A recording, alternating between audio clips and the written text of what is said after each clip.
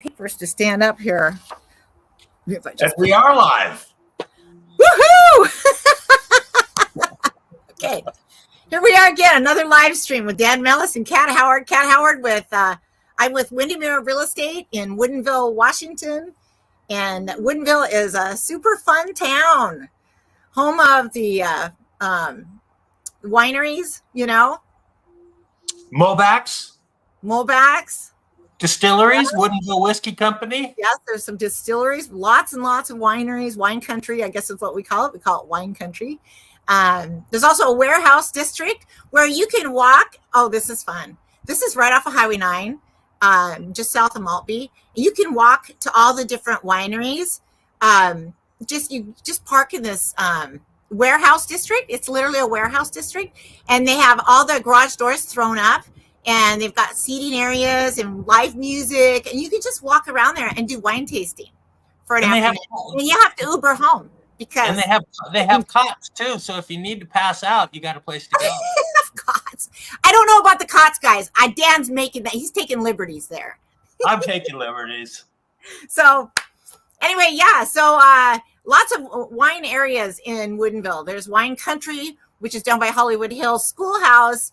And then the warehouse district off of Highway 9. I was going to call it I-9. It feels like I-9. I live just off of I-9. It feels like a freaking freeway sometimes. Anyway, and then there's another little area across Woodinville Duval Road. There's another winery area as well. It's in another warehouse type district. So anyway, yeah, lots of places to drink in Woodinville. Not that you need to drink to live in Woodinville. Yes, you do. When it gets to the rainy season, you sure do. It doesn't help to have a cocktail in the rainy season. It helps. It doesn't hurt. So anyway, hey, thanks for joining me, you guys. I don't know if anybody's out there. Do I see anybody on? I can't see the bottom of my screen. Oh, yeah, you guys are joining. Okay, good. I'm glad there's a few people. Otherwise, I feel like I'm talking to myself. Throw me a heart. Hi, you guys. Anyway, okay, Dan Mellis with Nexa Mortgage. He's going to be talking a little bit today about the difference between FHA and conventional loans, which I think is going to be a real fun, fascinating topic. And sometimes FHA is advantageous over conventional for certain reasons. So we'll go into a little bit of that today. And then I have stats for you guys. And you know what? It's just after the first of the month. So I have a monthly stat for you as well, how much housing prices have gone up over the year since January. So we've got that for all 6 counties. 6 we're doing. Oh, so what do you want to start with, Kat? You want to start with the stats? Or do you want let's get right into it. I have King County in front of me. So let's talk about King County real estate. So King County average sales prices are up 16% for the year. So that's off the highs. I think at one point they were up 22%, but they're still up 16% for the year since January. So that's still good appreciation. Oh, that's amazing appreciation for the year. I think we're not going to end the year that high. Probably come back to maybe 8 or 9, if that. I think it's going to be modest appreciation for the year overall since January. So we'll see where those final numbers wind up. Let's see. 1.4 months supply of inventory in King County. 41% of sellers set offer review dates. 42% of sellers went under contract within the first 7 days on the market. And you guys, that was for the week. Let me just point out the week. That was for September 7th I got those backwards. Oh, that was for September 17th. Oh, I missed a 1 on there. That's what I did. So 42% of sellers got under contract in King County within the first 7 days for the week of September 17th through the 23rd. So if you went on the market in King County, you had a 42% chance of getting under contract within 7 days. And 50% of sellers got under contract within the first 14 days on the market. And that data was pulled from September 3rd through the 16th. So that's when that applied to. So if you put your house on the market September 3rd through the 16th, you had a 50% chance of going under contract within those first 14 days. Those are strong numbers. Give you some context there. I decided I'd start throwing the actual days of the month where I'm pulling those stats so that you could get a better feel for when that data is from. Because it's from essentially 2 weeks ago, 2 to 4 weeks ago for that 14-day data. And 7-day data goes back 1 to 2 weeks. So anyway, again, kind of a brief overview of how that works. Where's my water? I need some water. Okay. So that's King County. And so month supply of inventory this go around came back down a little bit.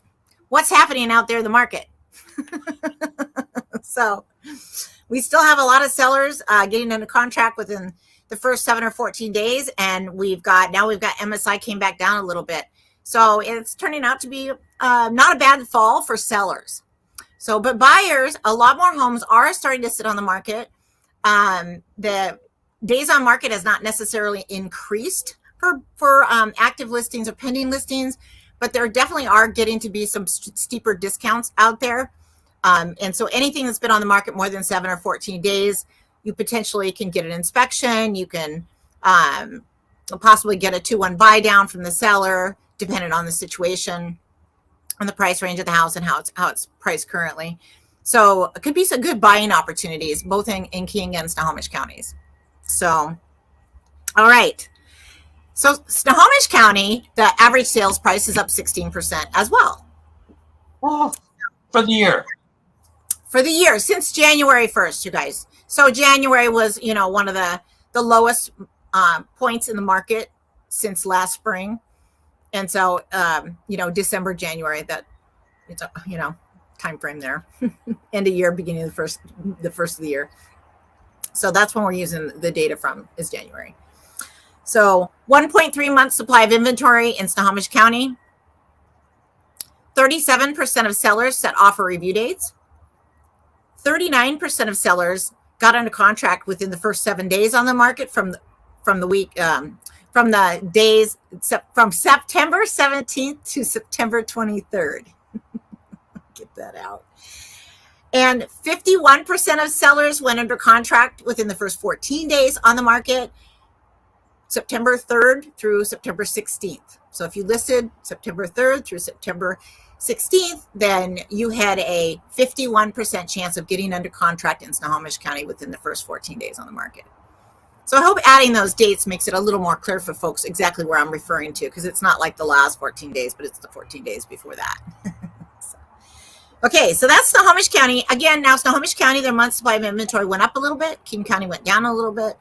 They're both, Snohomish is 1.3, King County is 1.4. Those generally have been going up since May, month supply of inventory. So just ever so slightly, it's still extremely strong seller's market. But there are getting to be more and more opportunities for buyers to get under contract. And if you need to make a contingent offer, move now. Call me. Let's go find a house you can put a contingent offer on, because there's a lot of pretty homes that are sitting on the market that should have sold the first 7 or 14 days and did not. So there's just a lot fewer buyers now than there were in the summer. So there are some real buying opportunities. Heck, I showed a house the other day. I've got some buyers looking up in Marysville, Arlington area. And I showed them 2 houses. One of them had a view of the lake, and it really wasn't even mentioned in the listing. There might have been one photo, and it just wasn't a good photo. You get out on that deck, that's a nice view of the lake. And that house was priced, I think in the mid-6s. Anyway, with a view of the lake. Yeah. Like, it's not an enormous view, but it's a good view. Like, you never get bored seeing it. Well, it's not a peekaboo view. It's a good view. So, and you can see it from the kitchen window, the family room, and the dining. Just saying. And the primary suite, you could see the view. So I'm just laughing because that term peekaboo view, it just sounds a little bit sketchy. Like, yeah. Well, this is not that. This is not a peekaboo view. This is like a real view. Yeah, peekaboo view can be like, I can see the water through the tree branches once in a while. Yes. If you cock your head just the right way, you can kind of you look around the corner of the house or something, I don't know. So anyway, good view of the lake. So listen, I showed 2 houses. What was that? It was Wednesday night, I think. Wednesday night, we were out looking. Wednesday late evening, I met them at 5:00. The other house I showed him was on the golf course in Glen Eagle. So 2 kind of cool properties. One of them had a little bit of a water view of the Lake Stevens, and the other one was on Glen Eagle Golf Course, a public golf course up in Arlington, south of Arlington. And really neat place, really neat place. So we ended up making an offer on that one. And right now we're currently sort of in limbo. There's a supposed cash offer out there trying to come in and scoop it up, closing in 14 days. So the agent's been telling me anyway. So not sure what to think of that. But anyway, it's a verbal negotiation because it's relo. So we have to do all negotiations verbally. So my clients have agreed to come up a little bit and to be over the cash offers amount. And so that's what we did. I think we came up about $12,000. So hopefully we get it. So, good luck. Fingers crossed. Yeah. My clients really love the house, and it's a gorgeous home. Like it is a gorgeous home. It could use a little bit of updating in the bathrooms for sure. But the kitchen looks pretty. It's got the modern countertops, the quartz. How about the modern flooring? Does it have the modern flooring? It does not have the modern flooring, but it has real hardwood because it was a quality built home in the late 90s. And it's got real hardwoods. It has air conditioning, which it's got a 2-story family room, vaulted family room with a wall of windows looking into the trees. It's private towards the back. I mean, it's cool. It's really cool. I think the hardwoods kind of sound better than modern flooring, to be honest with you. Well, I got to tell you, if you give me the choice between real hardwoods that I can sand and put a dark stain on, I'll take the real Swedish finish hardwoods any day of the week, and I will have those refinished. I love Swedish finish hardwoods. Really nice. So that's what this has. They're kind of an oakish, maple-ish color right now. So got a little bit of that orange kind of thing going on. But the house itself just appears to be such a quality construction. It's got brick on the front, it's got 3-car garage. There's just so much to love. I think it's like 2,600 square feet. It's in a neat neighborhood where everybody takes care of their stuff, in a golf course community like that. It's just really, it's a really special place. Anyway, so that was the last 2 homes I showed this week. And I think we might have been able to get a contingent offer. If you had to be contingent, I think we might have been able to get a contingent offer accepted on either one of them. Relo would have been a little bit harder, the golf course one, just because relocation might not be anxious to take a contingent offer unless the contingent property was going to be easier to sell. So right. A lower priced, maybe little Rambler or something that might fly off the market in a week or 2. So, but anyway, yeah. So good time to jump in the market, you guys. So all my buyers out there, call me. This is the time. Builders got some 2-1 buy down programs out there. Some of them are buying down the interest rate permanently. So I'm seeing anything from 6.25 to 4.99. There's some good deals out there for new construction. Those are on townhomes that I most recently looked at in North Seattle. So, but interesting time in the market right now. Okay. Should we roll on to the next county? Oh, we probably should do a dress change. It's just. How about Pierce? Is Pierce coming up next? Pierce, Dan, what makes you think I'm going to report on Pierce? I don't know, but I'm just hoping. I'm afraid you're going to play the Bad Boys song if I report on Pierce. Yeah. Well, even worse than playing the Bad Boys song would be me singing Bad Boys, Bad Boys. Right, but that could be worse. That could be worse. It would be worse. I'm changing on my front porch. I hope no one comes along. Hold on. I got my earrings stuck in my shirt. Uh-oh. I know. All right, here, let me get this. I've kind of expired all my jackets. I'm going to do a couple jacket changes and a couple shirt changes.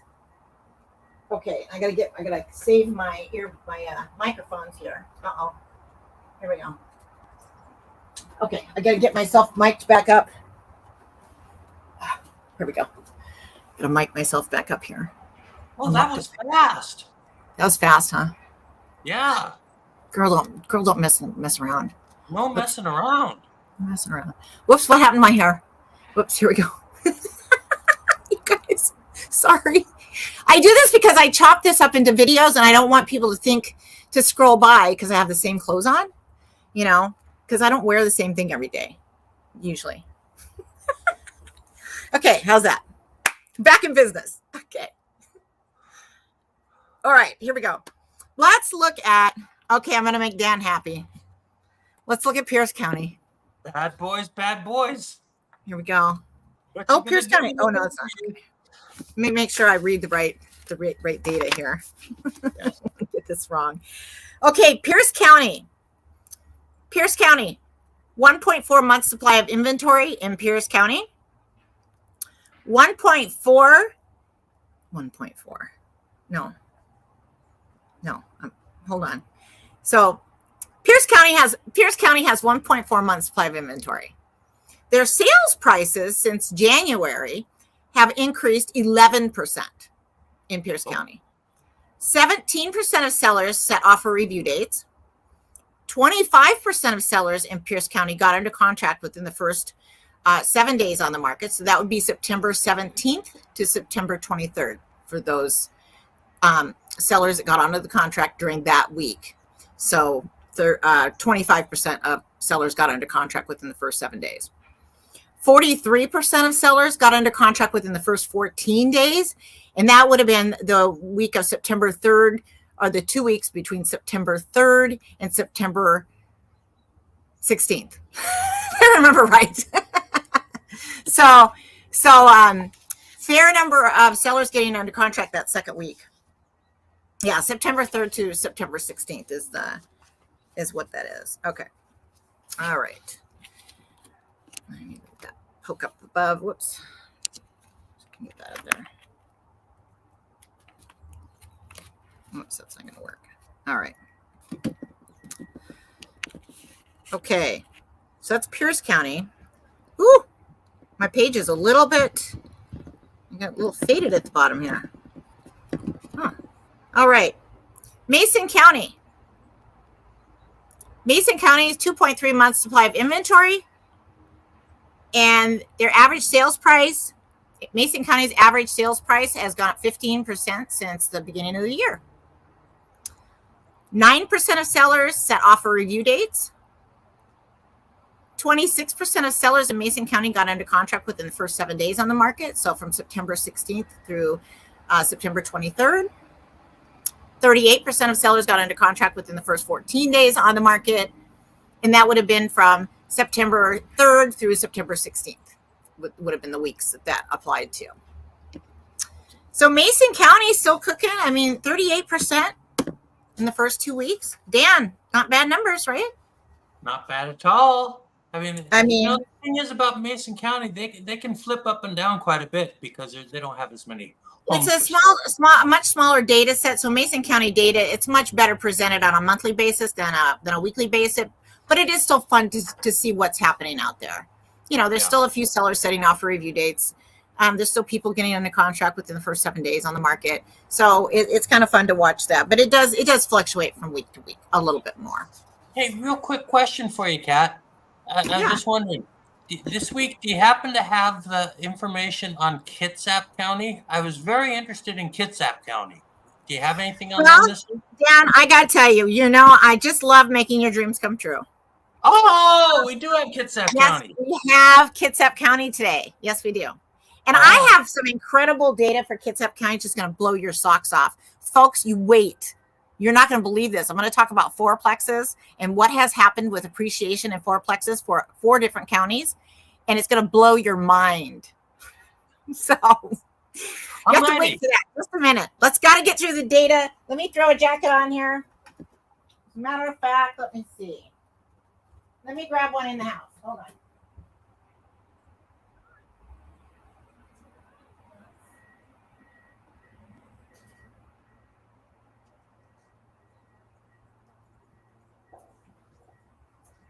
I feel like kind of it's a sunflower type of day, kind of a thing. So we're gonna break out the old yellow jacket. There we go. All right. Get my collar out here. Okay. All right. Okay, I got some good data for you guys today. Oh, look at that sun. The sun's starting to hit me. All right. Hey, Dan, what's happening over there? Hi, TikTokers. I'm awake. I'm listening. He's laughing at me. You guys, he's laughing at me. I know you can't see his face because we're on StreamYard. I keep calling it Yard Stream. We're on StreamYard together, going on live on Facebook and YouTube. And we're on my Facebook too on YouTube, but and then I'm streaming you guys through my phone. So TikTokers are on my phone, so you guys don't get to see his handsome mug. So anyway, thank you, Kat, but you're overstating things. But go ahead, keep talking. He liked it when I said that. Yeah. Okay, so we're not going to do Kitsap yet. You have to wait for a second. We're going to do Skagit County. So Skagit County, 2.2 months supply of inventory. The average sales price in Skagit County is up. The average sales price in Skagit County is up 3% for the year. 14% of sellers set offer review dates last week. 9% of sellers got under contract within the first 7 days on the market. So that would have been from September 17th through September 23rd. 39% of sellers got under contract within the first 14 days on the market. That would have been September 3rd through September 16th. And there you have it. That's the stats for Skagit County. Well, wait a minute now. Let's not give Skagit the short shrift so quickly. I had to throw my 2 cents in. Oh, yeah? What do you got? If you can move up north, I think that's Skagit County. That's where you can get a great deal. It sounds like, to me, yeah, you can get a heck of a deal up north. Maybe I'm wrong. Yeah. Well, I've got clients looking right now, like I was talking about earlier in Marysville, Arlington area. And I talked to another seller, potential buyer today, and they're also going to be looking in that area.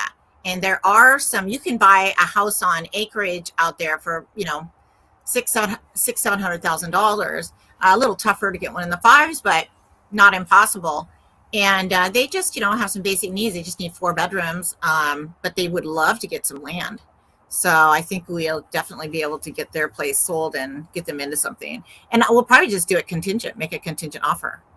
And hopefully get that accepted. But they may also be able to do like a bridge loan.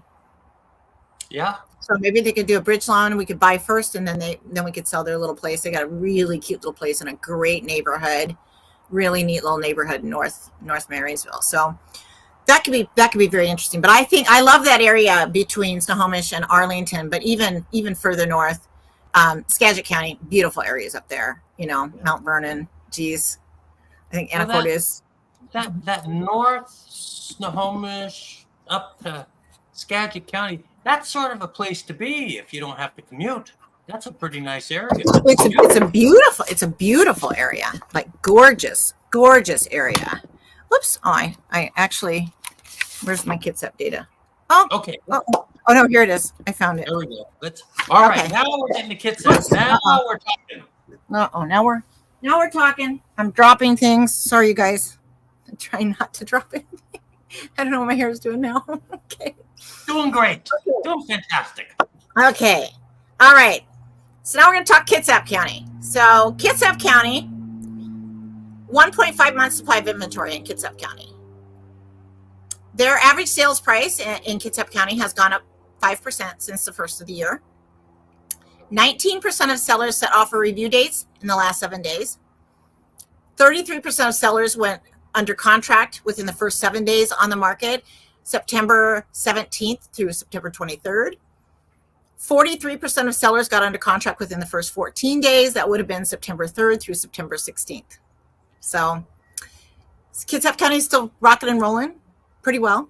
But some good stuff is really sitting on the market there as well. My daughter is a realtor in Kingston with Windermere, and she's just dumbstruck as to how many really nice homes are sitting on the market. So interesting time. Okay, now we're gonna really blow your minds. I got some killer data here. So I'm gonna do another jacket change. Actually, I'm boiling over here. It's actually kind of warm. So I may have to just take this thing off. go back to just the t-shirt. It's actually, I'm hot, Dan. Dang it, I'm hot. You know, it's in the 70s today. Is down it? Here, yeah, down here in Renton right now, 73 degrees. I gotta tell you, I don't think it's 70 here, Dan. No? Upper No. 60s? Maybe, yeah. Yeah. Maybe so. Yeah, maybe 60s. Anyway, okay. So I'm going to show you guys a chart. So the thing I'm going to show you is we're going to start with Kitsap, since we were just talking about Kitsap data. So the chart I'm going to show you is a bar graph illustrating the difference in price per square foot from 2018 to 2023 data for fourplex sales in Kitsap County. So this is the chart I'm going to show you right here. I don't know. Hopefully you can see it. Let me see if I can get this lined up. So this is, whoops, right here. So this is, dang it, I'm going the wrong way. So over here, whoops, can't get this straight. So over here, that's 2018 over here. Whoops, over here. That's 2018. Over here, this is 2023, right? So 2023. So you can see how much growth there's been. Can't see, we can keep that in the screen here. Here we go. You can see how much growth there's been, right? So yeah. I'm going to give you, I can tell you this. Kitsap County, fourplexes in Kitsap County have gone up 90% in 5 years. 90% appreciation for fourplexes. Wow.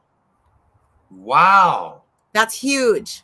That's big. So the people that invested in Kitsap County are making bank on appreciation alone. So that's not even including the fact that they've got tenants in there helping them pay for the payment. But fourplexes have been the place to be in Kitsap County. So, and to give you an idea, I'm just going to tell you what the price per square foot is in Kitsap County right now for 2023, so you can kind of compare relatively to the other counties that I'm going to talk about. So $317 per square foot is what they're averaging now for a fourplex in Kitsap County. So now we're going to go to another one of my favorite places for investment. So I've been taking clients down to Aberdeen. My daughter's bought in a triplex down in Aberdeen after we discovered the area through another client of mine. And I've been advising some of my other clients to start looking into that area. The price point to buy in is a lot less. They do cash flow. Some of them are a lot older with post and pure foundations, but generally speaking, that's not necessarily a huge issue. So as a matter of fact, when it comes to repair, all you got to do is, jack the house up where the floor is sagging, put a new post in that's taller, and button her back up. So it's a heck of a lot easier than dealing with a concrete foundation. So I had that pointed out to me by a foundation specialist. He's like, listen, post and pure are easy to work on. I was like, oh my gosh, that's such good information. Because I always thought post and pure was a bad thing to invest in, a home or, investment property with post and pure. Am I running out of juice here? Oh, my battery might be running low. You know what? I'm going to have to plug in really quick, Dan. I'll be right back, guys. I gotta...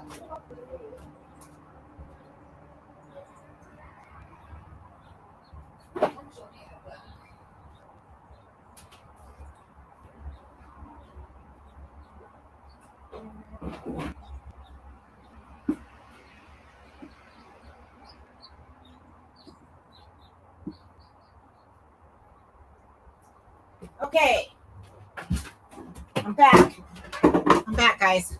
Okay, let me just get this thing plugged in my little computer here, so we don't lose out halfway through our We don't want to lose out halfway through the Cat and Dan show. No. So I want to just continue with this whole theme about fourplexes, and I'm doing this because I'm really, really wanting to be able to counsel my investor clients, whether they're sellers or buyers, as to what looks like a good value and etc. As well as I've taken a course by Joe Still like 20 something years ago. It was called Does It Pencil? Well, he now offers a free seminar every Friday from 9 to 10 that you can hop on. It's just a webinar, and you can hop on and he gives you a little sample the Does It Pencil course and how to run through numbers to see if a property is really worth what they're asking for it, right? So it's very, very, very interesting. Internal rate of return, cash flow, cash on cash, all kinds of concepts are explained. So if you're an investor thinking that you might want to figure out what, if a property is going to be a good property for you to invest in for the future, you can use a lot of these calculations to figure that out. So nobody has a crystal ball. We don't know exactly where the real estate market's going, but it can give you an edge.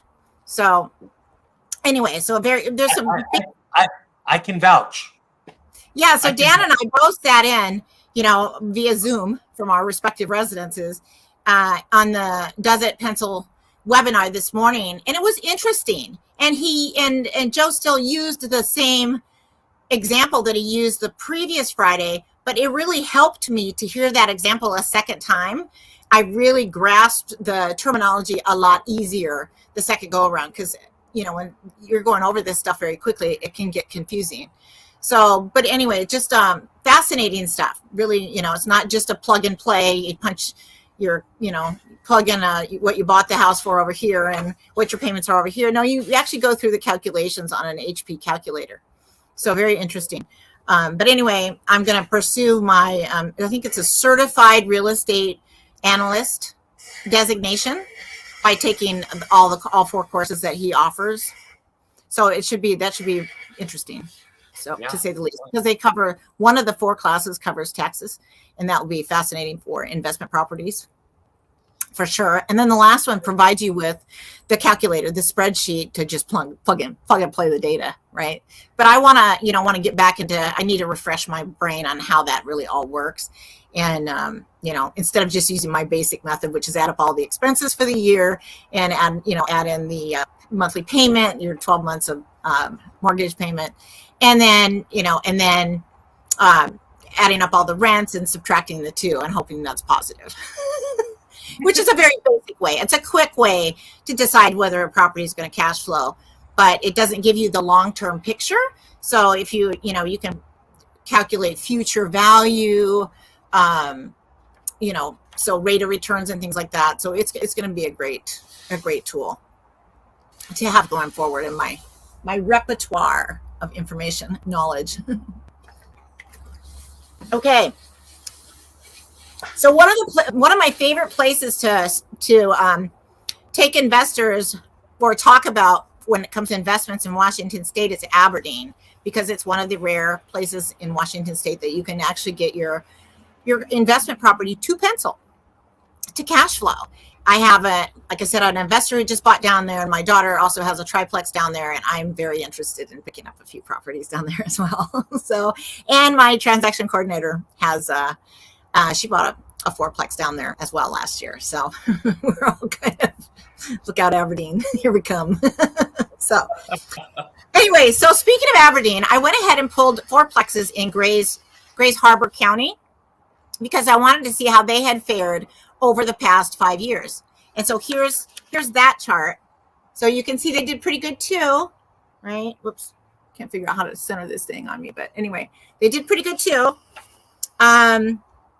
They went up so Grays Harbor County 4-plexes went up 64% in 5 years. Wow. Again, wow, Grays Harbor, great place to have been invested in the last 5 years. That's huge. Now, I'm not comparing those to residential numbers. I don't know what the residential numbers are off the top of my head for Grays Harbor County, but I will say that that's really good. 64% in 5 years is amazing. Yeah. That's like an average of, what is that, like 12-13% a year. Yeah. If I can divide 64 by 5. That 12, yeah, it's 12 to 13% a year. That's right. That's exactly right. So quite amazing. Really good numbers. So anyway, I just thought that was interesting. And then, I do have Snohomish County. I know everybody's wondering what are the 4-plexes running. Oh, by the way, the average price per square foot in Grays Harbor is $158 per square foot. Boy, so that's a good deal. That's a lot cheaper than. And because Kitsap's $317. It's almost half as much. I mean, we should not be talking about this on live. I hope there's no investors out there. No kidding. They're going to be bidding up the price. I'll share it with you guys. Okay. So we have the, no, my earbud. I thought I was going to lose it between the slats in my porch. Oh my God. Remember when I did that with I lost one of my little computer parts through the slats of my porch a couple of weeks ago. I had a heart attack. I had to take the porch boards up to get it. Anyway, my trials and tribulations being me. Okay. I don't know why, but I just have a vision of Mr. Fat Tuesday grabbing the earbuds and racing off. And yes, he does. He does too on them. Oh my gosh. I have discovered bite marks. Oh my God. Stop doing that. Don't steal my earbuds, little buddy. Okay, Snohomish County. I've got the chart here for Snohomish County for the how much the average sales price per square foot has gone up over the past 5 years. This is the chart. So again, you can see, actually, this is the cleanest chart. It goes up every single year, including this past year. So pretty good growth in Snohomish County for plexes. We've got a total of 57% increase in average price per square foot for fourplexes in Snohomish County over the past 5 years. Yeah, that's pretty incredible still. I think the shocker is going to be King County. You're going to be you'd be like, what's happening with King County? Don't buy there. So, but Grays Harbor and Kitsap have gone up dramatically. Snohomish County. So I can tell you what the average sales price increase in Snohomish County has been over the past 5 years. I believe that's 63%. And so this actually almost kept up with the average residential home sales price increases in Snohomish County. So fourplexes. So again, I think what this shows me is that multifamily is still a very safe place to put your money. I think that's kind of where I was headed with this. I was trying to figure out, how big of an impact the higher interest rates are having on the sales prices. And you can see for a couple of the counties this year, they're selling for a tad less than they were last year. Right. So, and I think that's a fair assessment given that, we've got, obviously multifamily is very interest rate dependent for value, just like they're also dependent on rental rates. So I've got one more county here, and this is going to blow your mind in the absolute opposite direction. This is King County. King County, fourplexes, price per square foot over the last 5 years, price per square foot over the last 5 years. Here's the chart. Now you notice there's not a lot of difference between 2018 and 2023. Not a lot of difference between 2018 and 2023. That's because they've only gone up 25% in the last 5 years. So King County has had a very modest increase in their average price per square foot for fourplexes. I will say the data for residential sales is the average sales price is up 43% in the last 5 years. Now that's not East Side. East Side is going to be much more dramatic, but I'm talking about King County in general. If I can distill this information, and I'm not saying nothing, but it sounds like Seattle's kind of dragging down the averages a little bit. Seattle is not holding their own. They're not holding up their end of the bargain over in Seattle. Yeah, so King County saw a 3% decrease in average price per square foot this year as opposed to last year. Last year saw an 11% increase over the previous year. So there was a pretty good increase that year. But the growth has been modest for appreciation in King County, generally speaking. I think if you were going to buy something in King County, and this is for anywhere, right? If you're going to buy something in South Snohomish County that's really close to King County, you're going to analyze the data for that area. We're not going to go all the way to North Snohomish County or way down to South King County or over to the east side if it's not east side. So, we're going to analyze the data for the area surrounding that fourplex that you're considering purchasing or selling to figure out exactly where your pricing should be. specifically for that area. And you can usually do a 5 to 10 mile radius and make that a fairly good data set. So, Well, but it's nice to get the county average just to give you kind of a baseline, something just to start from. And then, you can boil that down a little bit closer to home when you're looking at a specific unit.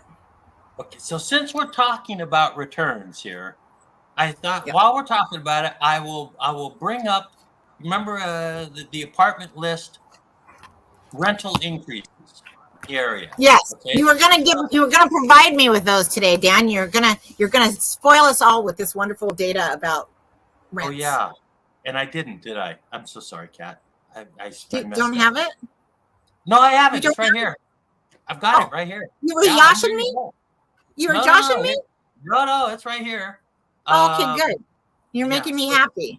Yes. So this is actually information through May. Okay. So pretty up to date. It's from January 17th through May of this year. Okay. Hey, Roger Flores. Hey, Sam. Seattle was up. Seattle, the average increase was 1.65% in Seattle. If you're looking at Bellevue, it was 3.99%. Renton, 4.89% increase. So that's for the last year. That is for the last 6 years, 5.5 years. No. On average. Yes. No. Rental that can't increase. be right. No. It is absolutely. Are you talking about for the whole country? No. I am talking about the individual cities. So like the individual average monthly increase in rates. Oh, monthly increase. That's what I'm showing. Let's see here. Let's just. Because I'm going to say, because rents have gone way up. Like, they've doubled in the last probably 5 years. So. Let's see what I've got here. I'm just looking at this is coming from apartmentlist.com. Okay. And let's see here. I believe that rents have gone up between 75 and 100% since in the last 5 years. That's probably really close to being true. Okay, Maybe so let's double check my work real quick. But Dan's got his thinking cap on, you guys. So this is the comp. Okay, so the total increase. Okay, here we go. Now, the monthly increase in rents for Seattle. Okay, the total increase in Seattle has gone from 1543 up to 1713. That's the total increase according to apartmentlist.com. That's shit crazy. That ain't possible. That's not possible. 5 years ago? That's what it's that is exactly what. I don't think we got a good source. Well, it's apartmentlist.com. I don't know what to tell you. Yeah, I know. I mean, usually you can trust their data.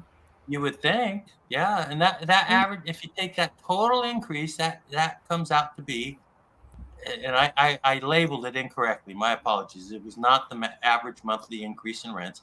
It was the total percent increase in that time period. So 6 years was 11.017%. That's what it says. I'm just reading it straight off my spreadsheet. I'm not repeating that shit to anybody. Okay.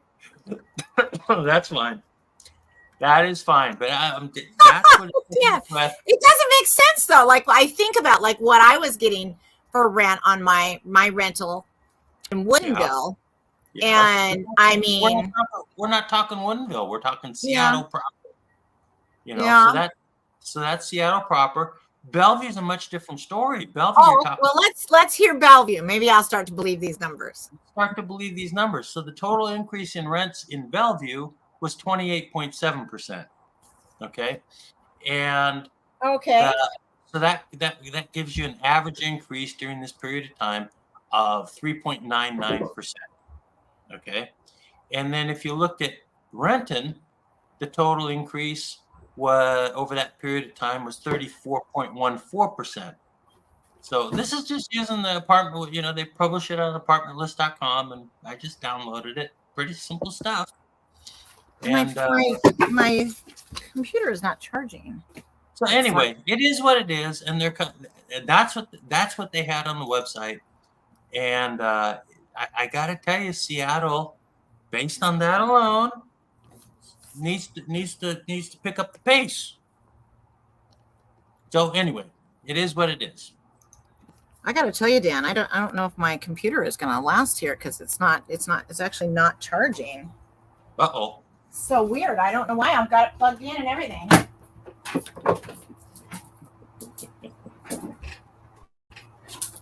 Technical difficulties. I tell you, they plague us. Technical. All right. So since your computer is about to conk out, let's go real quick to something. Okay, real quick. Okay. Just so we can get it in. So we'll get this in. Let's go to. Whoops, no. I do have something else I want to say. I have more to say. Okay, go ahead. Oh no, let's talk about DSCR loans. Yeah, let's do that. Okay, I'm just gonna go real quick. We'll go to DSCR loans. You can take your time. We still have I have plenty of time. My next appointment's at 6 o'clock, guys. Okay, so I've got two things up on the screen on one slide. Two scenarios on one slide. One is a DSCR loan versus a Fannie Mae investment property loan. The other is FHA versus conventional. Okay, two completely separate situations. Two topics. Right? Two topics. Yes. So why would you go when would you go with the DSCR loan versus Fannie Mae property? So the DSCR loan is basically going to be ballpark 75 basis points to 1 percentage point higher in rate than a Fannie Mae loan, right? That's the basic rule of thumb. But the advantages you have with the DSCR loan is you don't have the limit on the number of financed properties that you could have. With the Fannie Mae, you have a 10 property limit, okay?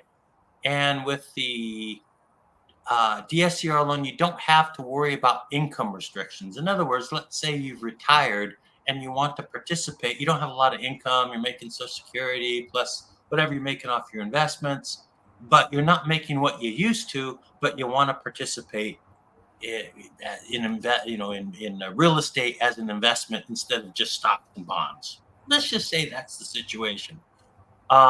With the DSCR loan, you don't have to worry about income qualification. It centers more around down payment and what your DSCR ratio is. DSCR ratio is really easy to calculate. You're just basically taking what the mortgage payment is and how much your income is from the property itself, right? We kind of went into this a couple weeks ago.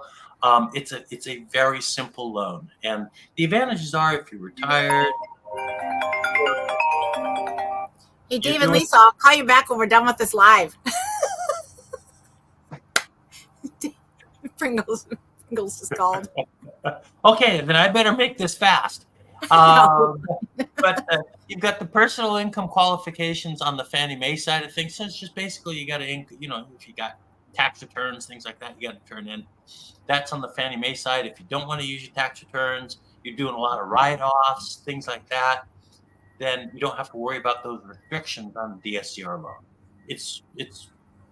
There are definitely places in the world for a DSCR loan.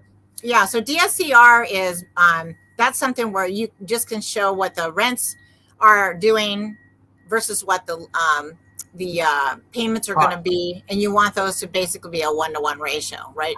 Is that what you're saying? Yeah, 1-to-1 or better. It depends on the lender. Some of the lenders are gonna, give you a better deal with the higher DSCR higher ratio. Return. Yeah, and 1.16 is one of the thresholds also. So there are different thresholds with different lenders. Now, the next scenario I've got real quick is just a real simple comparison between the FHA loans and the conventional loans. And we ran this scenario minutes before we went on air. So this is hot off the press stuff, right? And I had to double check. Hot off the presses, guys. Yes, real hot off the press. So, but the rates are better with FHA. And when you take, and as you can see, the scenarios, we kept apples to apples, purchase price of $550, 3.5% down in both cases, conventional credit scores, 700. And the rate on an FHA right now is about 70 basis points better on an FHA loan. And on a $500,000 or $530,000 loan, you're going to save about what is that? About 140, 150 bucks a month on an Right. FHA right now. So from a monthly standpoint, payments are lower. The only downside to an FHA loan really is you do have a back end payment that goes into your payoff. One point, I have to double check, 1.75% if I'm not mistaken, and that part goes into the payoff. So you are going to have a higher payoff on an FHA loan. So And then also you can never refinance out of an FHA, or you can refinance out of it, but you can't just have an appraisal done to get rid of the MI on an FHA loan, right? That's correct. The MI is that's the part that I find disadvantageous. So with a conventional loan, you can, if your property value increases and you can get your loan to value at least 80%, then most lenders will remove your MI, your monthly insurance, from your loan payment with a simple appraisal.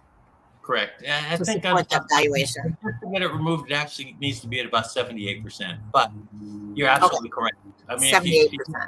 Yeah, it's commonly known at 80, but it actually the lenders actually do it at 78, but it really doesn't make much difference, about 2% difference. So the FHA payments are actually running lower right now because Yes. the rates are running significantly lower. I mean, they're almost running like 3/4 point less, right? Right. And the advantage on an FHA also, in addition to the lower payment that you're going to get, is that the debt to income ratios and acceptance of income from an underwriting standpoint, we're kind of getting in the weeds now, but if you've got some income issues that you're really close, but you're not quite making it unconventional, normally in that scenario, you're probably going to make it on an FHA, right? Gotcha. So if you're a little tighter on your ratios, FHA is the way to go. That's correct. And the underwriting is just a little bit easier on FHA, typically. Okay. Yeah. Okay. So those are your advantages. Cool. I like it. Thanks for making that explanation, Dan. I appreciate that. Well, I'm good for something. That's the important thing. I'm good for a lot of things, Dan. Jeez. I mean, I refer you my new clients. I appreciate that. Thank you very much. Because you always beat all the other lenders. So what can I say? I just stumble into things. I don't know how that happens. You got some good programs. We do. We're very fortunate. We've got a lot of great lenders to choose from, like 200 some lenders, and we've got some lenders with some really good rates. So. And the other side of the coin is we close loans pretty quick too. If you need a quick close, we don't miss our closings. So that's kind of important too. Every once in a while, that becomes an issue. It's the other half of the coin. That's the other half of the coin. Close on time. That's right. Nobody talks about it. Closing on time is kind of an important thing. Closing on time is vital. It's critical because we don't want to, in case the seller winds up getting a backup offer, you don't want them to have a reason to not sell the home to you. That's right.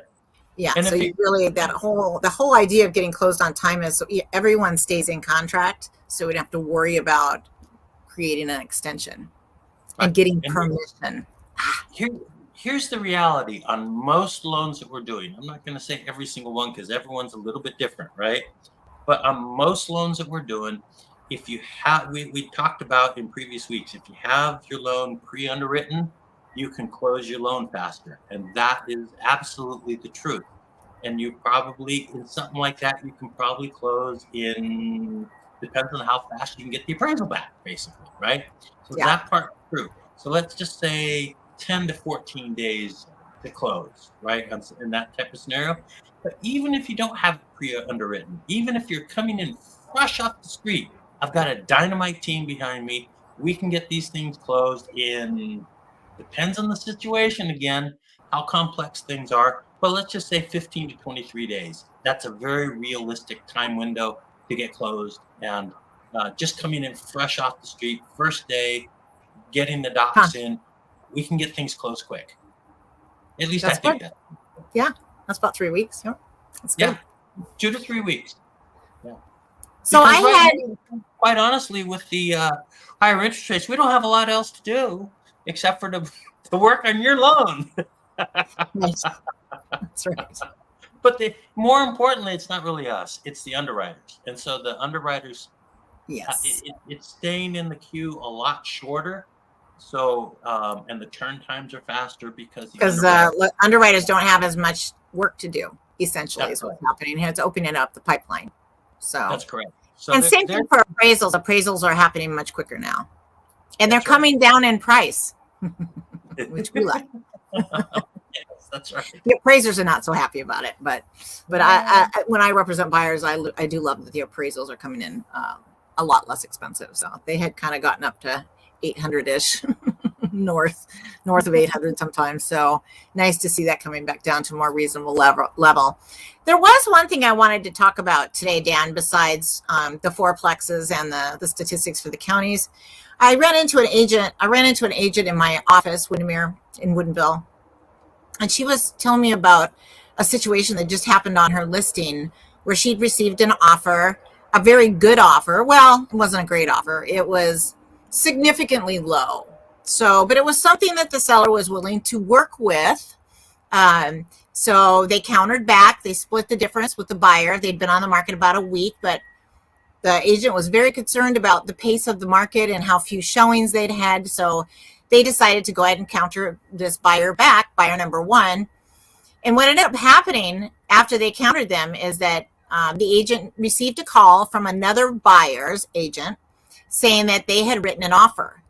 And so they talked about it, and the listing agent said, well, you better make it a good one because we've got one in hand. So that agent wrote the offer for $70,000 more than the other offer that had been submitted, without realizing that, of course, right? Because there was no escalation clause or anything, so no one knew what the other one was doing. And so the seller is going to be made whole by more than $10,000. So they're going to get over $10,000, or get $10,000 over their asking price instead of getting significantly lower. So the point of this story is all this happened when that buyer number one decided they wanted to go back and take a second look at that house before signing the seller's counter. So it happened very quickly. While they're looking at the house, the listing agent, the seller sent over a rescission. And so buyer number two got the home. So once you start this negotiating process, do not let the grass grow if you really want the home. It's very easy to have another buyer come along. I mean, let's face it, in my transaction that I'm working on today, my offer situation, we had a buyer come along the day that we had submitted our offer and say, well, we want to write an offer too. So, and that offer just came in today, which is the second day. We submitted our offer yesterday, and it's hard to say who's going to get the house now. So we're just kind of all sitting here on pins and needles. My clients, my buyers have decided to come up a little bit to sweeten their offer somewhat, but I don't know what buyer number two is going to do. I mean, are they going to increase their offer? I have no idea. Nobody's got an escalation as far as I know. And so when you guys are out there looking at homes, the minute you decide you need to have that house, you tell your agent. If you go home and you think about it, which you should do, but I'm just saying, the minute you realize that you don't want to miss out on this one, you make sure you nudge your agent. Just shoot them a text, give them a phone call. If it's late in the evening, shoot them a text to be kind.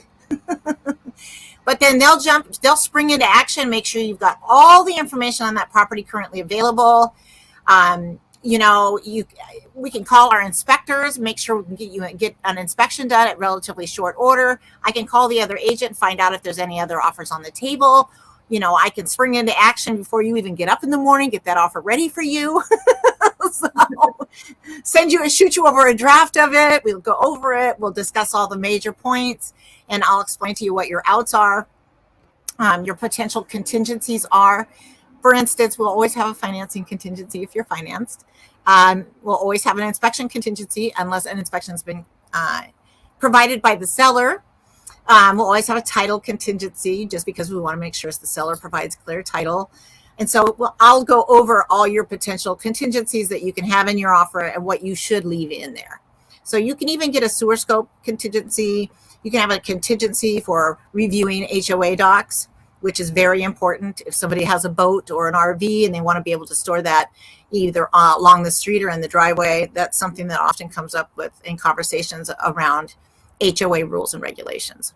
So anyway, I just wanted to throw that out there because the agent I was talking to in my office, she knows that I do productive videos that are meant to be used educationally to help buyers and sellers in this market. And she said you should do a video about how important the timing is and how it's really imperative that you keep moving quickly during the negotiations on a home, because another second buyer could just come in there and scoop it out from under you. I gotta tell you, Kat, it's a big deal because this is your house you're going to live in. You do not want to lose it to a second buyer, somebody who scoops you. So that's right. Oh gosh. Well, what do you think? That's all I got, Dan. It's 5 o'clock. It's 5 o'clock. It's 5 o'clock. I know that there are things I checked on that I think are going to pertain to you that I was looking at on my phone. Anyway, make a long story short, I think it's time to wrap things up. Oh, okay. All right. Well, Okay? I'm good with that because I got an appointment in about an hour. So Let's wrap it up. Thank you so much. Yes, thank you, Dan, too. Thank you so much. I love going live with you. It's always productive conversation. And, and sometimes we do some stuff off the cuff that we don't even have prepared. And that's always fun, too. Have other discussions. So that's always fun. Yes, that's right. So, yes, thank you, Dan. Thank you, Kat. Thank you very much. And we will chat again next week. Yes. Bye, TikTokers. By the way, we'll probably be back live on Tuesday from 3 to 5, somewhere in there. That's when we're supposed to do it. We just kind of got behind. It was my schedule. I will take ownership of this. So we were supposed to do it Tuesday, then we're supposed to do it Wednesday. Now it's Friday. It's Friday evening. But we'll be back on Tuesday. But we got it in this week, so that was a good thing. All right. Thanks, Kat. Okay. Bye, Dan. Bye-bye.